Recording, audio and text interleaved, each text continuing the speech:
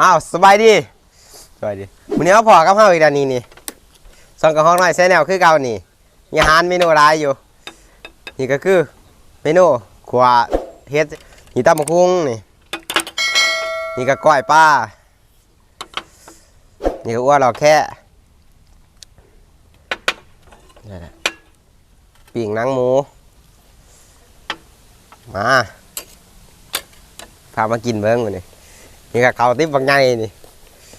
ข้าวฮ้อนกินได้เด้อส่วนขวาก่อนซะ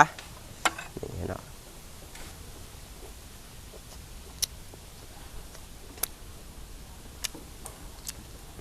ตำบักหุ่ง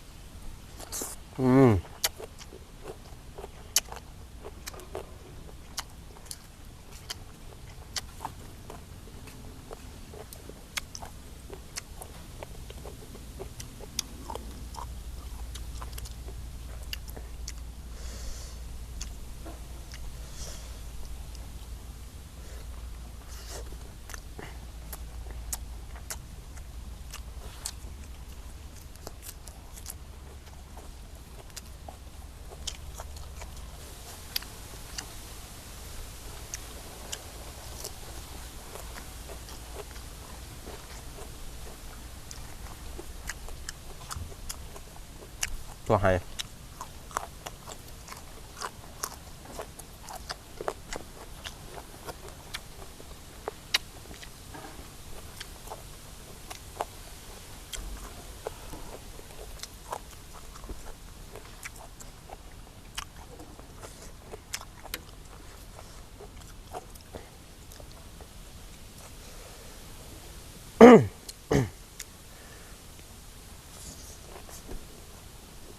มันกินข้าวหุ้งมันจะเถือก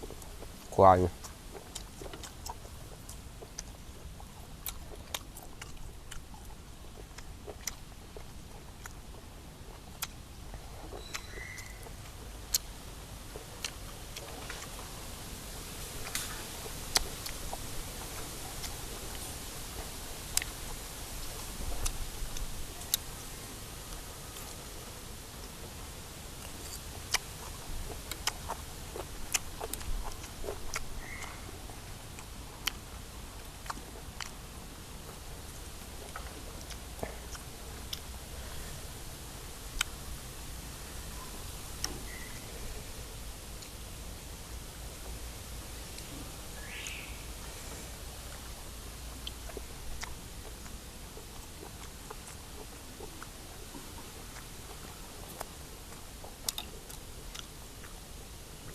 หยอดเลย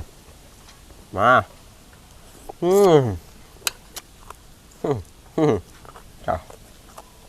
อยากอยาก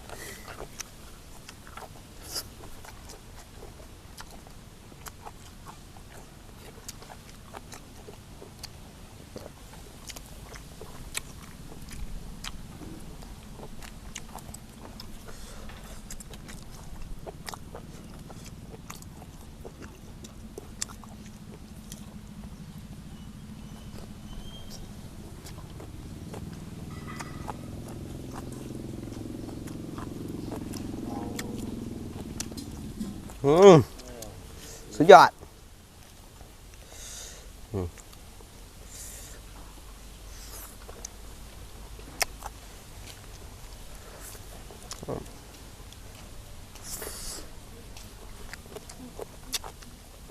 ถ้าบุคคลกินอะไรกับเบื่อนี่จ้ะเจ้าสุดยอดตำบักหุ่ง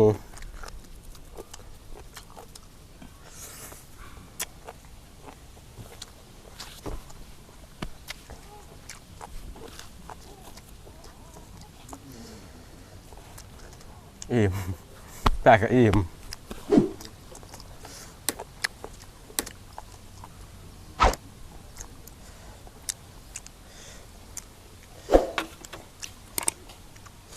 อิ่มเซยเหมือนเห็นว่าสิบ่อิ่ม เอาคลิปนี้กระโจแต่ซ้ำนี่แหละอาจจะได้กระฝากกดไลค์กดแชร์เลยเด้อโตฝากคลิปของเฮาเฮาขอบใจ